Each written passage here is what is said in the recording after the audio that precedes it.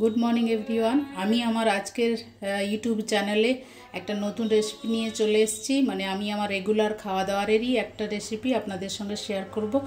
तो तार जोन्नो आमी जा जा करब तार जोन्नो सब सब्जिगुलोके आमी केटे निয়েছি। आमी आगे माने केटे धुई ना, धोয়ার आगे समस्त स्किनगुलो पिल करे আর আদা রেডি করে তারপরে ধুয়ে তারপরে কিন্তু আমি কাটি। তো তাতে কিন্তু অনেক কিছু জিনিস একটা স্বাস্থ্যকর ব্যাপার থাকে, কারণ কেটে ধুলে অনেকটাই সেটা ওর যে ভ্যালু তো ওটা চলে যায়। তো তার কারণে আমি আগেই স্কিনগুলোকে ছাড়িয়ে নিই, ছালগুলোকে ছাড়িয়ে নিই, তারপরে হচ্ছে আমি কাটি, ধুয়ে ভালো করে ধুয়ে কাটি। তো আমার সমস্ত কিছু কিন্তু রেডি করা কাটা হয়ে গেছে। তো যেটা গেস করেছেন আমি সেটা হয়তো আজকে রান্না হবে না। আমি তার জন্য এই মশলাগুলো যার জন্য নিয়েছি সেটা হচ্ছে আমি চিকেন বানাবো আজকে। এই যে আমার চিকেন ম্যারিনেট করা হয়ে গেছে, কিন্তু ধুয়ে আমি এসে নুন হলুদ আর একটু জিরে, অল্প একটু জিরে গুঁড়ো নিয়েছি আর ধনে গুঁড়ো নিয়েছি, দিয়ে আমি কিন্তু এটা টক দই দিয়ে ম্যারিনেট করে নিয়েছি। তো আপনি চাইলে জিরে ধনে নাও দিতে পারেন, বাট আমি দিয়েছি একটু, যেহেতু ননভেজ আঁশটে গন্ধ ছাড়ে তার কারণেই আমি দিয়ে ম্যারিনেট করেছি। হয়ে গেছে অলমোস্ট আমার 1-1.5 ঘন্টাই হয়ে গেছে ম্যারিনেট করা, তার কারণেই আমি সবজিগুলোকে রেডি করে ফেলেছি। তো চলুন আমার সাথে থাকুন। আমি আপনারাও চিকেন, আজকে আমি জাস্ট প্লেন চিকেনই রেসিপি বানাবো, সেরকম কিছু না। তো আপনারাও কিভাবে বানান আমাকে বলবেন, আর আমি আমার মতো করে বানাচ্ছি, আপনারা সঙ্গে থাকুন আর দেখতে থাকুন। তারপর আমি এখন যেটা করব, সব সবজিগুলোকে আগে আমি কেটে নেব, আলুগুলোকে কেটে নেব, মাংসের আলু, আর এটা পটলটা আমি নিয়েছি, আমি অ্যাকচুয়ালি পটলটা ভাজা করব। আর এটা হচ্ছে এইগুলো হচ্ছে মাংসের মশলা নিয়েছি। তো এগুলোকে আগে আমি গ্রেট করে নেব, তারপরে মশলাগুলো পেস্ট করব আর আলুগুলোকে কেটে নেব, তারপরে আমি রান্না করব। তো সব কিছু কেটে বেটে নিলে রান্নাটা খুব ইজি হয়। তো আমার সাথে থাকুন আর দেখতে থাকুন।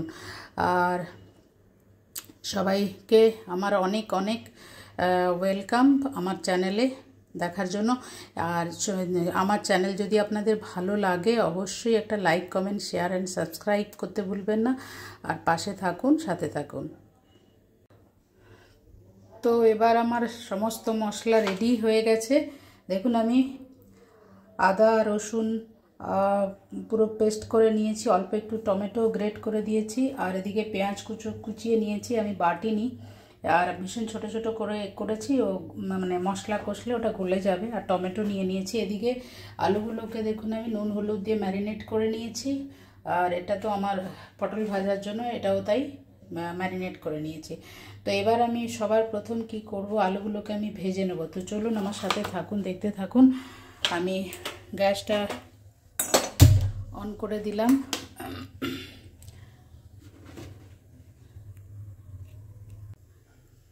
কড়াইতে আমি তেল দিয়ে দিয়েছি এবং তেলটাকে জাস্ট প্রিহিট, আলুটা দেওয়ার আগে তেলটাকে ভালো করে প্রিহিট করে নিতে হবে। তার আগে আমি কড়াইটাকে মোটামুটি প্রিহিট করেই তেলটা দিলাম, কারণ ঠান্ডা কড়াইতে তেল দিলে সেটাও একটা ফ্লেভারটা একটু চেঞ্জ হয়, তাই প্রিহিট করে নিয়েছি। এরপর কড়াইতে তেল দিয়ে দিয়েছি। তেলটা ভালো করে গরম হলে তবে আমি আলুটা দেব। আলুটাকে হালকা আমি ভেজে নেব, লো টু মিডিয়াম ফ্লেমেই ভাজবো আমি। তো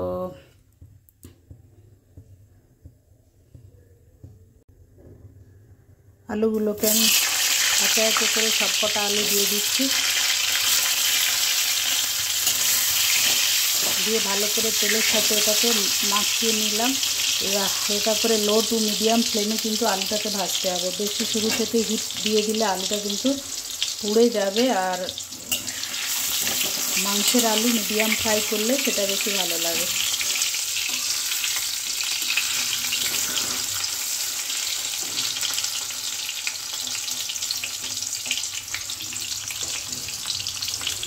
তো এবার আমি হালকা করে একটু একবার ঢাকা দিয়ে নেব। তো দেখুন আলুটা আমার হালকা মোটামুটি হয়ে গেছে এক পাশ, আরেক পাশ হলেই মোটামুটি আমি নামিয়ে ফেলবো এবার।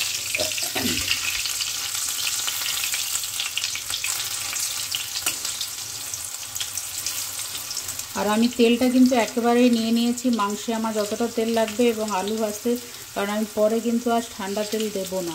তো আলু ভাজা করে এই তেলেই কিন্তু আমি মাংসটাকে রান্না করব।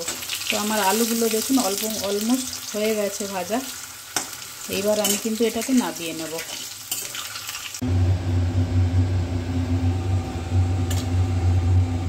তো আমার আলুগুলো কিন্তু ভাজা হয়ে গেছে, দেখুন হালকা আমি ভেজে নিয়েছি। এবার কড়াইতে আমি কিন্তু এই তেলেই যেটা করব সেটা হচ্ছে, প্রথমে হচ্ছে কড়াই হচ্ছে আমি ফোড়ন দেব হালকা। প্রথমে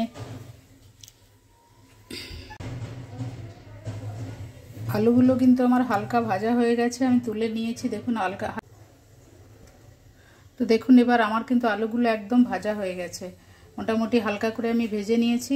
এবার এই তেলেই কিন্তু আমি মাংসটা বানাবো।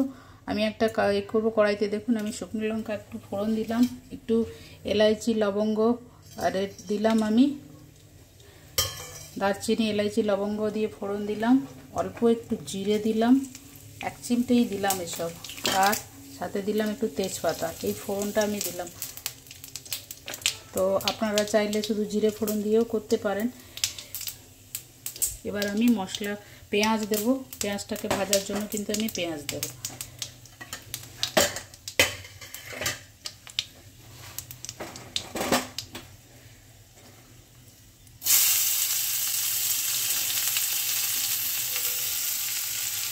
কিন্তু ফ্লেমটা কিন্তু তখন কিন্তু একদম মিডিয়াম ফ্লেম রাখতে হবে, medium to low to medium, এইভাবেই কিন্তু আপনাকে ব্যালেন্স করে দিতে হবে। পেঁয়াজটা হাই ফ্লেমে ভাজলে কিন্তু হবে না। পেঁয়াজটা আমি দিয়ে দিলাম, পেঁয়াজটাকে আমি হালকা ভাজবো, লাল লাল যখন ভাজা হয়ে যাবে বাকি মশলাগুলোকে কিন্তু আমি দেবো।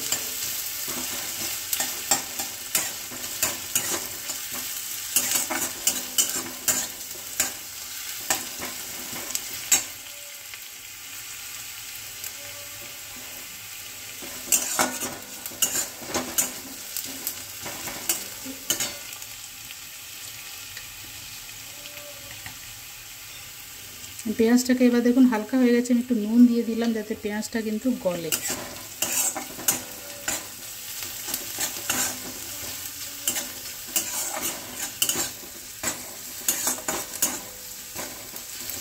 আমার পেঁয়াজটা কিন্তু হালকা হালকা ভাজা হয়ে গেছে। এই পর্যায়ে আমি কিন্তু বাকি আদা রসুন বাটা, অল্প একটু টমেটো গ্রেট করা, এটা আমার দেওয়া, এই গ্রেট মশলাটা কিন্তু দিয়ে দিলাম আমি। আদা রসুন আর পেঁয়াজ অল্প টমেটো দিয়ে গ্রেট করা যে মশলাটা আমি ওটা দিয়ে দিলাম পেস্টটা। এইবারে কিন্তু মশলাটাকে আপনাকে মিডিয়াম ফ্লেমে ভালো করে ভাজতে হবে যতক্ষণ না কাঁচা গন্ধ যায় এবং তেল না ছাড়ে, সেই হিসেব করে আপনাকে কিন্তু মশলাটাকে ভাজতে হবে।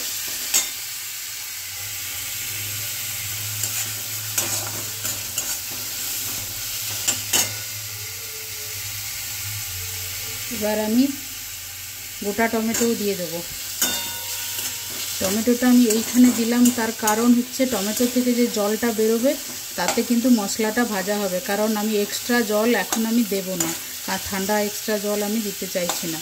তো সেক্ষেত্রে মশলাটা ভাজার জন্যই টমেটোটা আমি আগে দিয়ে দিলাম, যাতে ওখান থেকে টমেটোর যে জলটা বেরোবে তাতে কিন্তু মশলাটা ভাজা হবে।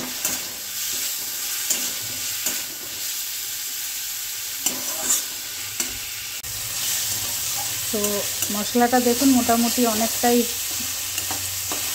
ভাজা ভাজা হয়েছে, অনেকটাই হয়েছে, এখনও লাগবে সময়। সেক্ষেত্রে আমি একটু হলুদ এবার দেবো। আমি যেহেতু মাংসে আগে হলুদ অনেকটা মেখে রেখেছিলাম সেজন্য আমি এখানে অল্প করেই হলুদটা দিলাম।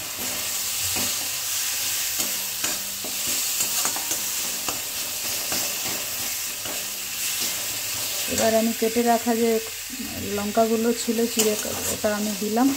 ঝাল আমি যতটা খাই সেই মতো দিলাম, আপনারা যে যতটা ঝাল খাবেন সেই মতো দেবেন। আমি যেহেতু এখন দিয়েছি, পরে আরও বুঝে আমি দেব, ঝাল বুঝে। তো আমি এখানে বাটা লঙ্কা কিছু ইউজ করিনি, শুকনো লঙ্কা বাটা আমি খুব একটা খাই না, তাই ইউজ করিনি। আমি ফোড়নে যেই লঙ্কাটা দিয়েছি ওটা কাঁচা লঙ্কা দিয়েই কিন্তু মাংসটাকে বানাবো। এইবার কিন্তু এই পর্যায়ে আমি মাংসগুলোকে দিয়ে দেবো। আমার মশলাটা কিন্তু অনেকটাই ভাজা ভাজা হয়ে গেছে। এই যে দেখুন মাংসগুলো আমি দিয়ে দিলাম।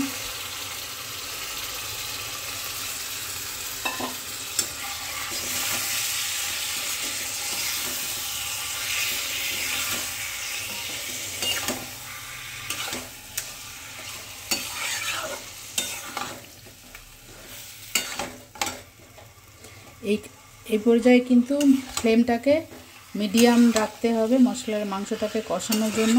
সমস্ত মশলাটা দিয়ে আমি মাংসটা কিন্তু কষিয়ে নিচ্ছি, আগে মেখে নিচ্ছি, তারপরে কিন্তু আস্তে আস্তে মিডিয়াম ফ্লেমে কিন্তু মশলাটাকে ভালো করে মাংসের সাথে মেশাতে হবে, যাতে মাংসটা ভালো করে ম্যারিনেট হয় এবং আস্তে আস্তে করে সেদ্ধ হতে থাকে লো ফ্লেমে, এবং কষাতে হবে মাংসটার সাথে মশলা।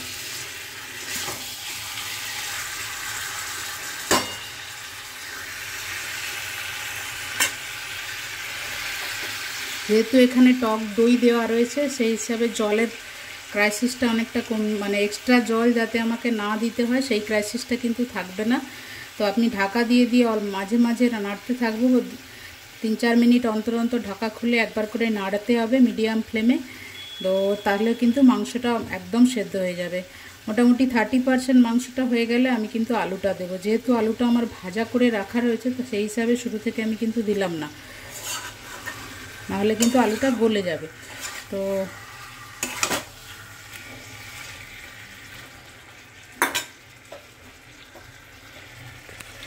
এবার আমি কিন্তু একটু ঢাকা দিয়ে দেবো। দেখুন ঢাকাটা খুলে আমি নাড়ছি, একটু নেড়ে দিলাম, যাতে ওপর নিচ করে দিলাম, মাংসটা তাড়াতাড়ি সেদ্ধ হয় আর মশলাটাও মাংসের মধ্যে ঢোকে আর কি। এই পর্যায়ে কিন্তু আমি আলুগুলো দিয়ে দেবো এবার, কারণ মাংস কিন্তু তাড়াতাড়ি হয়ে যাবে। যেহেতু আমি টক দই দিয়ে মেখে রেখেছিলাম, মাংসটা কিন্তু তাড়াতাড়ি হয়ে যাবে।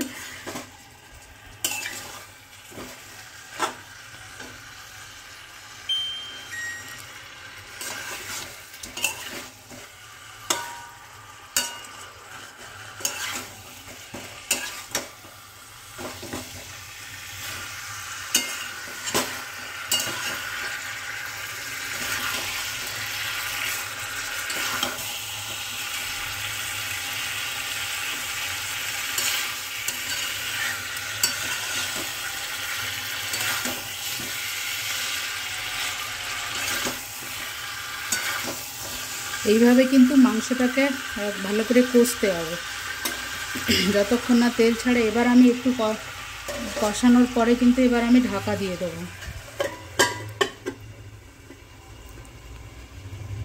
তো চলুন আমার সাথে থাকুন, দেখতে থাকুন। তো ঢাকাটা খোলার পরে আমি দেখুন একবার নাড়িয়ে দিলাম, উপর থেকে নিচ করে দিলে তাড়াতাড়ি সেদ্ধটা হবে। আর জলটাও দেখুন অনেকটাই, যেহেতু টক দই দেওয়া ছিল, জলটার ক্রাইসিস নেই, তলায় লাগেও নি। আর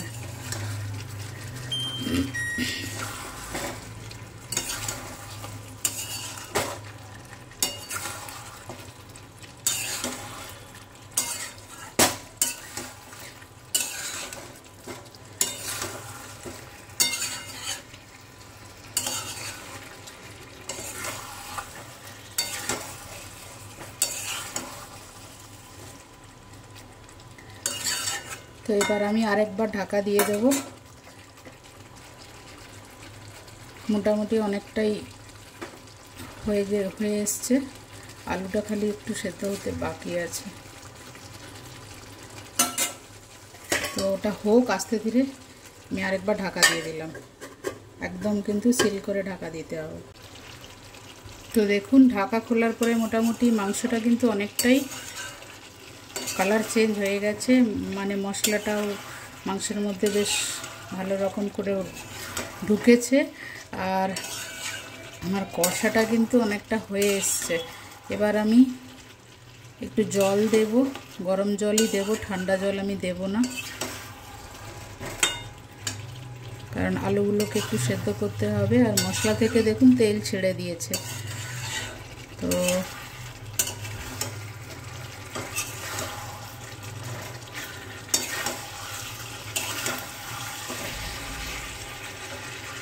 আমার কিন্তু এবার হয়ে গেছে।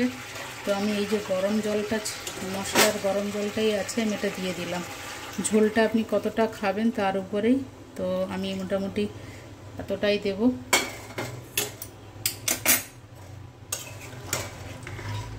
এবার কিন্তু মাংসটাকে হতে দিতে হবে। টক দই দিলে মাংসের কালার কিন্তু সাদাই সাদাই লাগে, বাট খুব টেস্টি হয়, সেই কারণেই কিন্তু টক দইটা দিলাম আমি। আর আমি একটু টক দইটা দিয়ে রান্না করতে ভালোই বাসি চিকেন, ওটা আমার ভীষণ পছন্দের। একটা টক দই দিয়ে মানে রান্না করাটা ইজির থেকে বড় কথা হচ্ছে টেস্টি হয়। তো আমার মোটামুটি টক দই দিয়েছি বলে কালারটা একটু সাদা এসছে, বাট দেখতে খারাপ হলে কী হবে, সবসময় দেখতে খারাপ জিনিস যে খেতে খারাপ হয় এরকম ব্যাপারটা না। অনেক সময় নয়, বেশিরভাগ টাইমে আমি যা কিছু দেখতে খারাপ সেটা কিন্তু স্বাস্থ্যের জন্য আর মেন্টাল হেলথ, ফিজিক্যাল হেলথ সবার জন্য কিন্তু এফেক্টিভ। তো সেই ক্ষেত্রে কালারটা নিয়ে কোনো রকম চিন্তা ভাবনা করবেন না, কালারটা কিন্তু এরকমই টক দইয়ের জন্য হয়েছে। আর এবার এটাকে একটু আমি সেদ্ধ হতে দেব, ঢাকা দিয়ে দেবো এবার।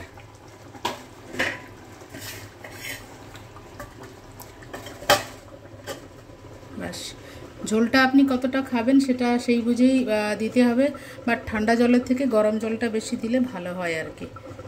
তো রান্না করার পরে আমার এই একটা চেহারা নিয়েছে, তো কেমন হয়েছে আপনারা দেখে বলবেন। আর ভালো থাকবেন সবাই, আর আমাকে সাপোর্ট করবেন। আজকের জন্য এই পর্যন্ত, নেক্সট ভিডিও নিয়ে আমি আবার আসবো, ততক্ষণের জন্য বাই।